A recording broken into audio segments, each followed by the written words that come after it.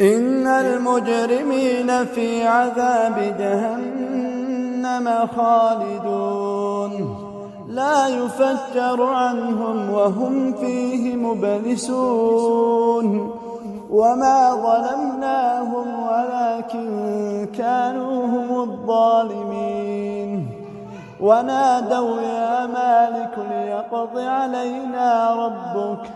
قال إنكم ماكثون لقد جئناكم بالحق ولكن